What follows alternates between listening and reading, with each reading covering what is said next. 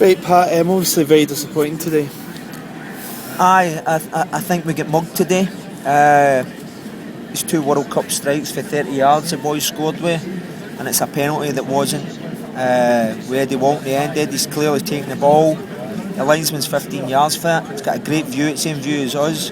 The boy swan dived with his hands in the air. Even their committee people and their fans didn't think it was a penalty. The boy that got the penalty, actually, to rub salt into the wound, says to Stephen, 10.5 for that dive today. So they mugged us. I think we've done enough to take the 3 points.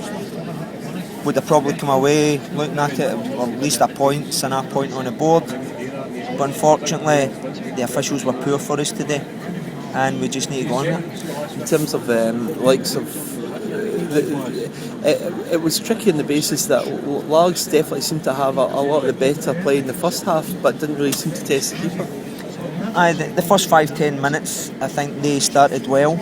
Then we come into the game, we controlled the last 30 minutes of the first half.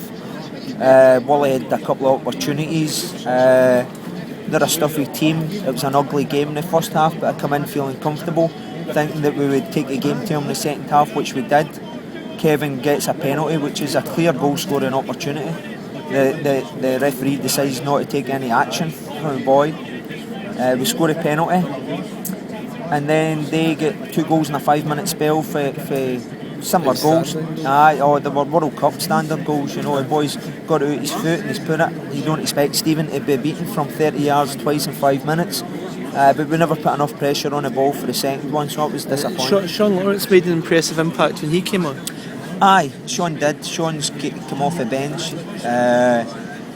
We spoke at half time of how they were playing, who were looking to exploit them. We wanted to make the park bigger, get the ball in behind their full-backs. And Sean went on and done that. Scored a good goal.